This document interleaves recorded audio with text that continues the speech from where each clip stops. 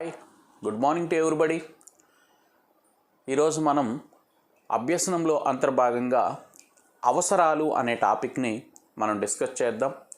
మిత్రులారా, ప్రతి వ్యక్తి, ప్రతి విద్యార్థి కనీసం మనుగడ కొనసాగించడానికి, తన జీవన విధానాన్ని కొనసాగించడానికి అవసరాలు అనేవి ఉంటాయన్నమాట. అంటే ఉత్తమ స్థితిలో జీవన విధానాన్ని కొనసాగించే పరిస్థితిని ఏమంటారంటే అవసరాలు.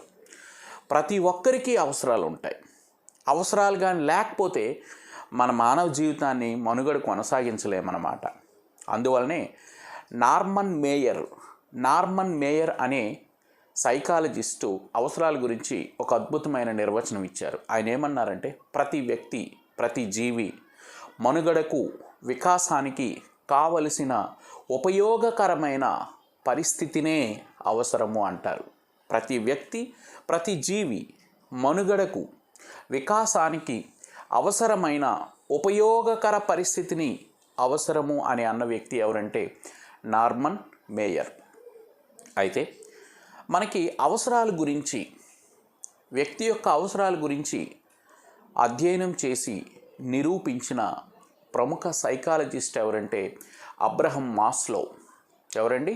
Abraham Maslow. ఈయన అమెరికా దేశానికి సంబంధించిన సైకాలజిస్టు. మరి అబ్రహం మాస్లో గారు వ్యక్తి యొక్క అవసరాలన్నింటినీ కూడా పరిశోధించి వాటిని ఒక పిరమిడ్ రూపంలో అమర్చడం జరిగిందనమాట. ఒక పిరమిడ్ రూపంలో ప్రాధాన్యతా క్రమం అంటే ఒకదాని తరువాత మరొకటి. ఎందుకు సార్ ఈ పిరమిడ్లో ప్రాధాన్యతా క్రమంలో అవసరాలని ఒకదాని తరువాత మరొక దాన్ని అమర్చడం జరిగిందంటే, ఎప్పుడూ కూడా ఒక అవసరం తీరిన తర్వాత మరొక అవసరం గురించి మనిషి ఆలోచిస్తారనమాట. సో కాబట్టి ఒక అవసరం తీరిన తర్వాత మరొక అవసరము అతనికి అవసరం అవుతుంది. కాబట్టి ఆ ఉద్దేశంతో ప్రాధాన్యతా క్రమంలో దిగువ నుంచి పైకి ఒకదాని తరువాత మరొకటి పిరమిడ్ ఆకారంలో అబ్రహం మాస్లో తన అవసరాలని వర్గీకరణ చేయటం అనేది జరిగిందనమాట. మరి అబ్రహం మాస్లో యొక్క వర్గీకరణ ప్రకారము అవసరాలు 5 రకాలు. మాస్లో యొక్క వర్గీకరణ ప్రకారము అవసరాలు ఎన్ని రకాలండి? 5 రకాలు. 1 శారీరక అవసరాలు.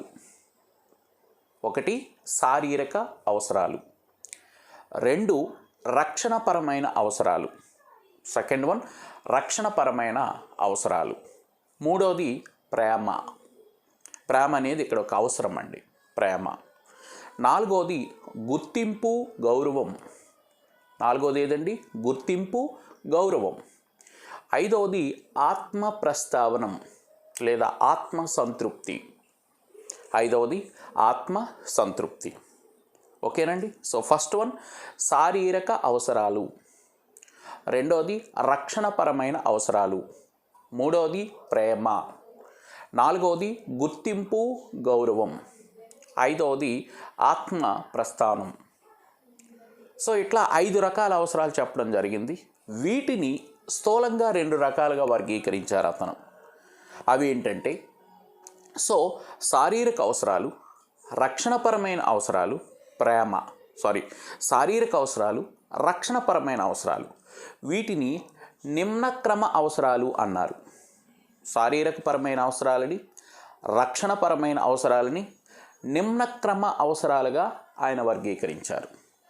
ఇక ప్రేమ, గుర్తింపు, గౌరవం, ఆత్మ ప్రస్థానం, ఈ మూడింటిని ఆయన ఉన్నత క్రమ అవసరాలుగా వర్గీకరణ చేయటం అనేది జరిగింది. రైట్. ఇప్పుడు ఒక్కొక్క దాని గురించి మనం చూద్దాం. ఫస్ట్ వన్ శారీరక అవసరాలు. అసలు మనిషి, ఒక వ్యక్తి, ఒక విద్యార్థి కనీసం జీవించాలి అంటే ఈ శారీరకపరమైన అవసరాలు అనేవి అవసరం. తిండి, త్రాగటానికి నీరు, గాలి, నిద్ర, వ్యాయామం, మాతృ ఉత్సుకత, లైంగిక ఉత్సుకత, ఇవి కనీసం ఆ వ్యక్తికి ఉండాలండి, ఆ విద్యార్థికి. తిండి, నిద్ర, ఆహారము, అలాగే త్రాగటానికి నీరు, పీల్చటానికి గాలి, ఒక రకంగా మాతృ ఉత్సుకత, అలాగే లైంగిక ఉత్సుకత, సో ఇట్లాంటివన్నీ కూడా ప్రైమరీ నీడ్స్ అంటాం, ప్రాథమికమైన అవసరాలు, లేదా వీటినే శారీరక అవసరాలు అని కూడా పిలుస్తామండి. ఈ అవసరాలు కనీసం ఒక వ్యక్తికి, ఒక విద్యార్థికి అవసరం అవుతాయి. ఈ అవసరాలే విద్యార్థికి మనం అందించలేకపోతే ఆ విద్యార్థి అభ్యసించలేడు. పాఠశాలలో తరగతి గదిలో చెప్పిన విషయాన్ని నేర్చుకోలేడు. అతనికి తిండి లేదనుకోండి, అభ్యసించగలడా? త్రాగటానికి నీళ్ళు స్కూల్లో లేవనుకోండి, డ్రింకింగ్ వాటర్ ఫెసిలిటీ లేదనుకోండి, సమర్థవంతంగా అభ్యసించగలుగుతాడా? లేదు కదా. లేదా సరిగ్గా నిద్ర లేదనుకోండి, క్లాస్లో టీచర్ చెప్పిన పాఠాన్ని ఆ పిల్లవాడు వినగలుగుతాడా? సో ఇవి మినిమం నీడ్స్ అన్నమాట. ఈ మినిమం నీడ్స్ తీరకపోతే విద్యార్థి సమర్థవంతంగా అభ్యసించలేడు. ప్రతి ఒక్క విద్యార్థికి కూడా మినిమం నీడ్స్ అవసరం. అందువలనే ప్రభుత్వం వారు మధ్యాహ్న భోజన పథకాన్ని అందించారు, పౌష్టికాహారాన్ని ఇవ్వాలని. అదేవిధంగా డ్రింకింగ్ వాటర్ ఫెసిలిటీని కల్పించారు. అలాగే మనకి చూడండి, కాలేజీలు, పాఠశాలలు సమీపంలో చిన్న చిన్న కొట్లు, టిఫిన్ కొట్లు, బడ్డీ కొట్లు ఉంటాయన్నమాట. ఎందుకంటే పిల్లలకి తిండి అవసరం, డ్రింకింగ్ వాటర్ అవసరం. సో కాబట్టి ఇవి మినిమం నీడ్స్ని అందిస్తున్నాయి అన్నమాట. సో ఇలాంటి వాటిని ఏమంటారంటే శారీరక అవసరాలు. శారీరక అవసరాలు తీరినప్పుడే విద్యార్థికి ఇంకా అదనపు అవసరాలు అవసరం అవుతాయి అన్నమాట. ఇక రెండవది రక్షణపరమైన అవసరాలు. విద్యార్థి చిన్నపిల్లవాడు భయాందోళనకు లోనవుతాడు, ఆందోళనకు లోనవుతాడు, భయానికి లోనవుతాడు. కాబట్టి ఆ పిల్లవాడికి రక్షణ కావాలి. పిల్లవాడు స్కూల్లోకి రాగానే ఉపాధ్యాయుల యొక్క రక్షణ అతనికి అవసరం. ఇంట్లో ఉండేటప్పుడు తల్లిదండ్రుల యొక్క రక్షణ ఆ పిల్లవాడికి అవసరం. సమూహంలోనికి వెళ్ళేటప్పుడు తోటి మిత్రుల యొక్క రక్షణ ఆ పిల్లవాడికి అవసరం. లేదంటే ఆ పిల్లవాడు భయానికి లోనవ్వచ్చు, ఆందోళనకు లోనవ్వచ్చు, ఏదైనా చేసుకోవడానికి అవకాశం ఉంటుంది. కాబట్టి తగిన రక్షణ మనం కల్పించాలి. పాఠశాలలోనికి రాగానే ఆ పిల్లవాడికి ప్రొటెక్షన్ మనం ఇవ్వాలి. అందుకే గవర్నమెంటు బిల్డింగ్స్ కట్టడం, బెంచీలు ఏర్పాటు చేయటం, ఆహ్లాదకరమైన వాతావరణాన్ని కల్పిస్తారు. నీకే భయం లేదు నాన్న, బాగా చదువు, ఈ పాఠశాల మనది అనే ఒక రక్షణపరమైన బాధ్యతని ఉపాధ్యాయులు అందించాలి. గృహంలో ఉండేటప్పుడు తల్లిదండ్రులు ఆ పిల్లవాడికి రక్షణపరమైన అవసరాలు తీర్చాలి. పిల్లవాడు రాత్రిపూట బయటికి వెళ్తాడు, దగ్గరుండి తీసుకువెళ్ళాలి. రాత్రిపూట బయటికి వెళ్ళేటప్పుడు, ఎందుకంటే చూడండి, తల్లిదండ్రులు చిన్నపిల్లాడిని బయటికి తీసుకెళ్ళి వాళ్ళకి అవసరమైన అవసరాలను తీర్చుతారనమాట. సో ఇలా రక్షణపరమైన అవసరాలని ఇటు పాఠశాల బృందం కల్పించాలి, గృహంలో తల్లిదండ్రులు కల్పించాలి, అలాగే సమూహంలో తోటి విద్యార్థులు కల్పించాలి. ఇవి రక్షణపరమైన అవసరాలు. ఇవి లేకపోయినా మరలా విద్యార్థి భయపడిపోయే ప్రమాదం ఉంటుంది. భయాందోళనకు లోనవుతాడు, చెప్పిన విషయాన్ని నేర్చుకోలేకపోతాడు. నేను ఒంటరినేమో, నేను ఏకాకినేమో అనే ఆత్మన్యూనతాభావానికి లోనయ్యే ప్రమాదం కూడా ఉంటుందన్నమాట. నెక్స్ట్ ఇకపోతే మూడవది ప్రేమ. ప్రేమ అంటే అర్థం ఏంటి? మమతానురాగం చూపించాలి, ప్రేమతో చూడాలి, వాత్సల్యాన్ని కల్పించాలి. అంతేగాని ఆ విద్యార్థిని విమర్శించకూడదు, ఆ విద్యార్థి కాస్త చూస్తూ ఎర్రగా కళ్ళు ఎర్రగించకూడదు. ఉపాధ్యాయులు కానీ, ప్రధాన ఉపాధ్యాయుడు కానీ, లేదా ఇతర సిబ్బంది కానీ మన మొహంలోనే, మన హావభావాల్లోనే, మన మాటల్లోనే ప్రేమను, వాత్సల్యాన్ని, మమకారాన్ని కల్పించాలి. అప్పుడే ఆ పిల్లవాడు స్వేచ్ఛగా అభ్యసించగలుగుతాడు, నేర్చుకోగలుగుతాడు, చెప్పిన విషయాన్ని అర్థం చేసుకోగలుగుతాడు. స్వేచ్ఛాపూరిత అభ్యసనం అనేది జరుగుతుంది. ఎప్పుడు? పాఠశాల సిబ్బంది, ప్రధాన ఉపాధ్యాయులు, ఇతర సిబ్బంది ఆ పిల్లల పట్ల ప్రేమని కనబరచాలి, వాత్సల్యాన్ని కనిపించాలి, మమతానురాగాల్ని పంచివ్వాలి. మీరందరూ మా పిల్లలు, మా పిల్లలతో సమానము, మా పిల్లలకు మేము ఎలా అయితే నేర్పుతామో మీకు కూడా అదే నేర్పిస్తున్నాము అనే అనురాగాన్ని, ఆప్యాయతని, ఆనందాన్ని, ప్రేమను మన మాటల్లో, మన చేతల్లో, మన ప్రవర్తనలో పిల్లలకు అందించాలి. అంతేగాని ఎర్రగించి చూడడము, కసురుకోవడము, భయపెట్టడము అట్లాంటి పనులు చేయకూడదు. అప్పుడు విద్యార్థి భయపడిపోతాడు, ఇక నాకు సాధ్యం కాదేమో అనుకుంటాడు. నిన్ను ఒక విలన్గా చూస్తాడు టీచర్గా. కాబట్టి పాఠశాలలో ప్రేమని అందించాలి, వాత్సల్యాన్ని అందించాలి, అభిమానాన్ని అందించాలి, మమతానురాగాల్ని కురిపించాలి. అట్ ద సేమ్ టైం ఫ్యామిలీలో కూడా, కుటుంబంలో పిల్లలు అడుగుతారండి, వాళ్ళు అది కావాలి ఇది కావాలి, వాళ్ళని కసురుకోకూడదు, వాళ్ళని కొట్టకూడదు, ప్రేమించాలి, దగ్గరికి తీసుకోవాలి, మమతానురాగాల్ని పంచాలి. తల్లిదండ్రులు కావచ్చు, తోబుట్టువులు కావచ్చు, పెద్దవాళ్ళు కావచ్చు, పిల్లల ఎడల ఆ ప్రేమను మనం కనబరచాలా. ఆ ప్రేమను మనం చూపించలేదు అనుకోండి, పిల్లలు మరి అభ్యసించలేరు, నేర్చుకోలేరు, జీవించలేరు, బ్రతకటానికి ఇష్టపడరు. ఇంట్లో మనం లేనప్పుడు ఏదైనా అఘాత్యానికి పాల్పడే అవకాశం ఉంటుందన్నమాట. కాబట్టి ప్రేమించాలి. ఏదో సినిమాలు అంటారే, ప్రేమించండి పోయేదేముంది అంటాడు. సో అది కావాలి. ప్రేమ అంటే ఏదో చూపులు అది ఇది కాదు. ఇటు పాఠశాలలోకి వచ్చిన తర్వాత కానీ, గృహంలోకి వచ్చిన తర్వాత కానీ పిల్లల్ని ప్రేమతో చూడాలి, ఆప్యాయతతో చూడాలి, పలకరించాలి. సో అది కావాలి, అది అవసరం. ఆ పిల్లలు కోరుకుంటారు. అది నువ్వు చెయ్యకపోయినావు అనుకోండి, చూడండి ఆ తరువాత పరిస్థితి ఎలాగుంటుందో. సో అది అవసరం. పిల్లలకు కావచ్చు, పెద్దవాళ్ళకి కావచ్చు. ఇకపోతే 4వది గుర్తింపు, గౌరవం. సో గుర్తింపు, గౌరవాన్ని కోరుకుంటారండి. కొంతమందికి ఆత్మాభిమానం ఎక్కువ ఉంటుంది. ఆత్మాభిమానం అంటే తామే గొప్పవారిగా ఉండాలి, తామే హెచ్చు స్థాయిలో ఉండాలి, మా పరువు ఎక్కువ, మా ప్రతిష్ఠ ఎక్కువ, మా వంశం ఏమనుకుంటున్నావు, మా పెద్దలు మా పూర్వీకుల చరిత్రని అనే ఆత్మాభిమానాన్ని కోరుకుంటారు. ఇప్పుడు ఫర్ ఎగ్జాంపుల్ చూడండి, బాలకృష్ణ సినిమాల్లో ఎక్కువగా ఆత్మాభిమానం కనిపిస్తుంది. మా చరిత్ర, మా కుటుంబీకులు, మా పూర్వీకులు, మేము అనే భావన ఎక్కువగా ఉంటుందన్నమాట. అది అవసరం. బాలకృష్ణనే కాదు, చాలామంది మన ఫ్రెండ్స్లో కనిపిస్తారు. వాళ్ళు చెప్పిందే మనం వినాలనుకుంటారు. వాళ్ళు చెప్పింది మనం వినకపోతే మన మీద కసురుకుంటారు, మన మీద కోపంతో ఉంటారు. మన ముందు అనకపోవచ్చు, పక్కోడితో అంటారు, వీడికి బాగా గేరెక్కువరా, వినడరా. ఎందుకంటే అతని ఆత్మాభిమానం దెబ్బతింటుంది, అతను చెప్పింది మనం వినట్లేదని. క్లాస్లో టీచర్ చూడండి, ఆయన చెప్పినప్పుడు మీరు పక్కకు మాట్లాడండి, వచ్చి ఫట్ను కొడతాడు, వినాలి. ఎందుకంటే ఆయన ఆత్మాభిమానం, ఆయన చెప్పింది వినాలి, ఆ గుర్తింపుని, ఆ గౌరవాన్ని కోరుకుంటున్నాడు.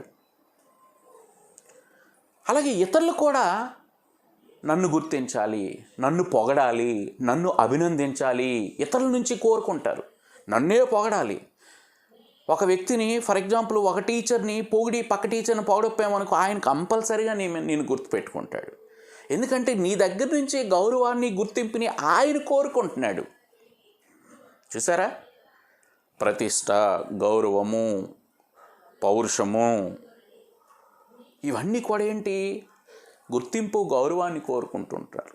తమకు తాముగా కోరుకుంటారు, బయట వాళ్ళ నుంచి కూడా కోరుకుంటూ ఉంటారు. మా ఊర్లో ఒక ప్రెసిడెంట్ ఉండేవారు. ఆయన వచ్చాడంటే కంపల్సరీగా లేచి నిలబడాల్సిందే.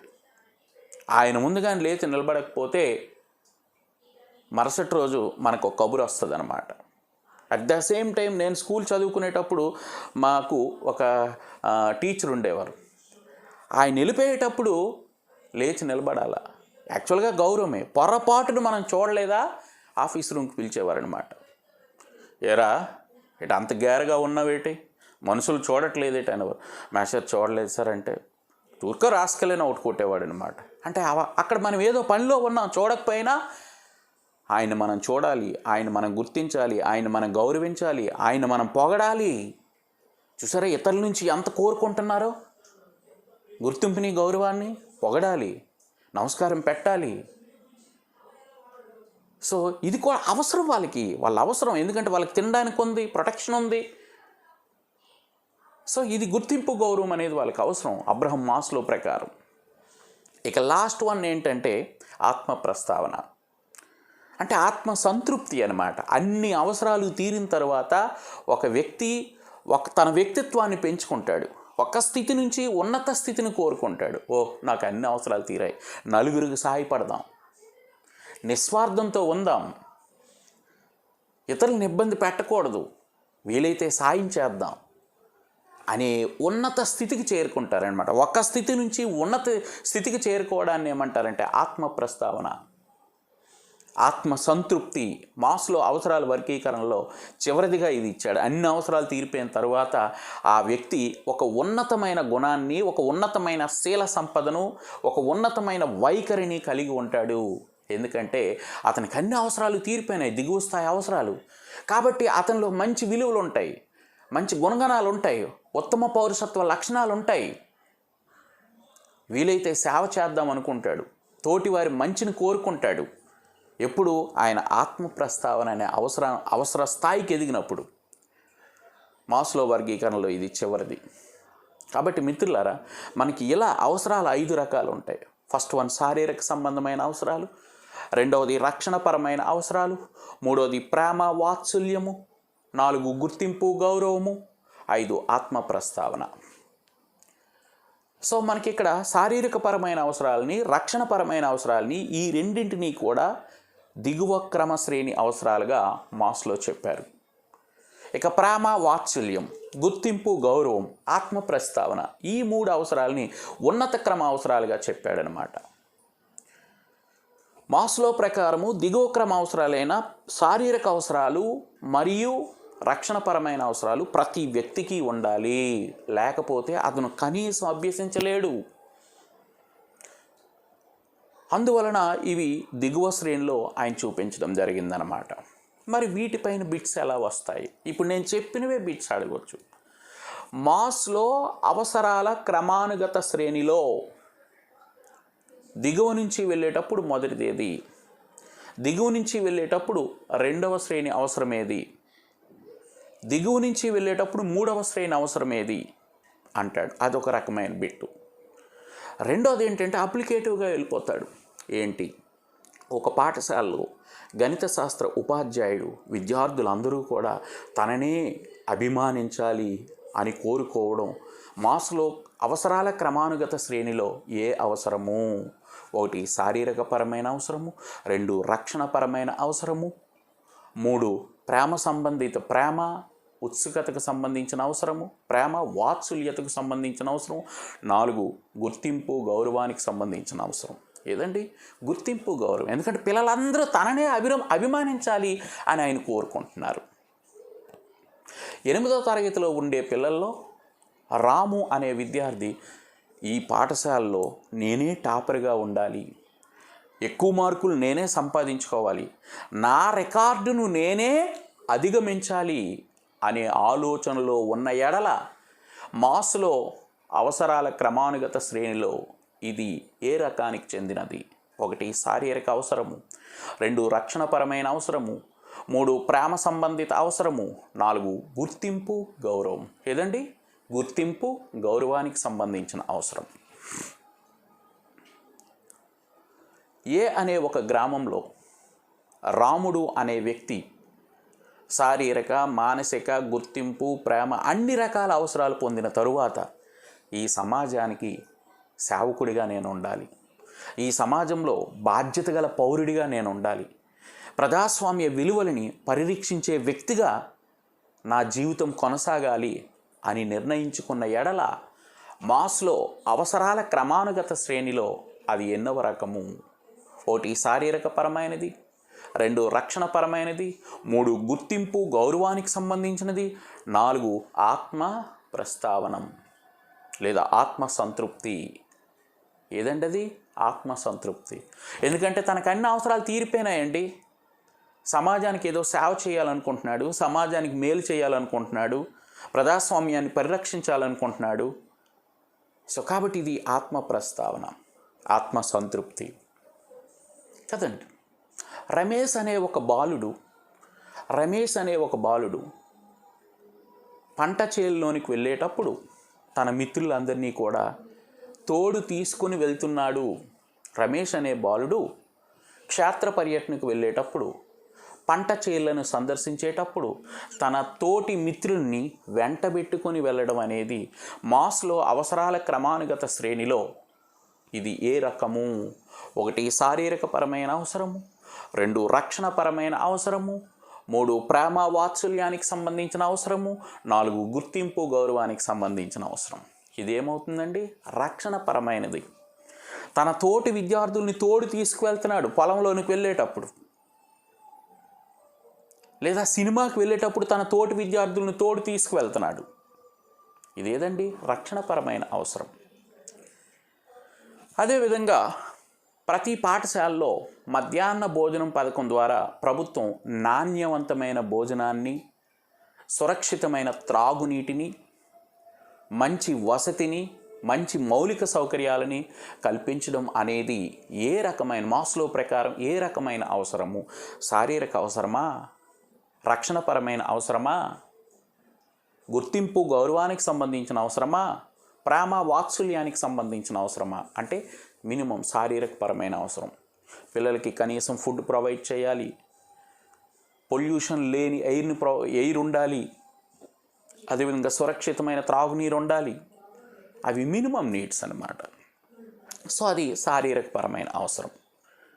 ఓకేనండి. సో ఇట్లా మనకి ప్రశ్నలు రావచ్చు. ఓకేనా. అదేవిధంగా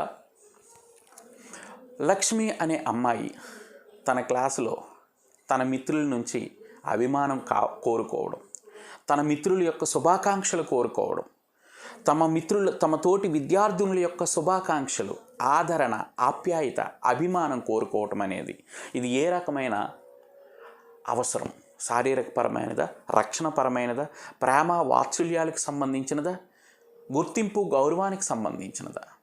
ఇది ప్రేమ వాత్సల్యానికి సంబంధించినది. సో ఇట్లా మనకి అనేక రకమైన ప్రశ్నలు ఈ మాస్లో అవసరాల క్రమానుగత శ్రేణి నుంచి వచ్చే అవకాశం ఉన్నది. అలాగే మాస్లో చెప్పిన అవసరాల వర్గీకరణే కాకుండా యాక్చువల్గా అవసరాలని రెండు రకాలుగా చెప్తారు. ప్రాథమిక అవసరాలు, గౌణ అవసరాలు. ప్రాథమిక అవసరాలని శారీరక అవసరాలు అంటారు. ఎందుకంటే మనిషి కనీసం మనుగడ సాగించాలి, కనీసం జీవించాలి అంటే తినడానికి తిండి ఉండాలి, కట్టుకోవడానికి బట్ట ఉండాలి, మంచి పీల్చడానికి మంచి గాలి ఉండాలి, ఆరోగ్యంగా బ్రతకడానికి, త్రాగటానికి నీరు ఉండాలి. సో అలాగే లైంగికపరమైన అవసరాలు, లైంగికపరమైన కోరికలు. సో ఇవన్నీ కూడా ప్రాథమిక శారీరక అవసరాలు అంటారు. ఇవి తీరిపోయిన తర్వాత రెండో రకాల అవసరాలు ప్రారంభమవుతాయి. వాటినే గౌణ అవసరాలు. అవి ఏంటి? ఓ పెద్ద బిల్డింగ్లో ఉండాలి, విలాసవంతమైన జీవితాన్ని గడపాలి, సమాజంలో మంచి గుర్తింపు ఉండాలి, సమాజంలో నాకు మంచి గౌరవం ఉండాలి, అందరూ నన్ను అభిమానించాలి, అందరూ నన్ను గౌరవించాలి. ఇవేంటి? సెకండరీ లక్షణాలు, సెకండరీ అవసరాలు అన్నమాట, గౌణ అవసరాలు అంటారు. సో ఇవి మనకి అవసరాల్లో ఉండే రకాలు. జస్ట్ మన చుట్టూ ఉండే సొసైటీని ఒకసారి మనం ఇమేజిన్ చేసుకుంటే అవసరాలు అనేవి తెలిసిపోతాయి. కాబట్టి గుర్తుపెట్టుకోండి, శారీరకపరమైన అవసరాలు, రక్షణపరమైన అవసరాలు, ప్రేమ వాత్సల్యం కావటం, గుర్తింపు గౌరవం కావడం, ఆత్మ ప్రస్తావన. వీటిని వర్గీకరణ చేసి నిరూపించి అందరి చేత గుర్తించబడిన వ్యక్తి ఎవరంటే అబ్రహం మాస్లో. ఆయన అమెరికా దేశానికి చెందినవారు.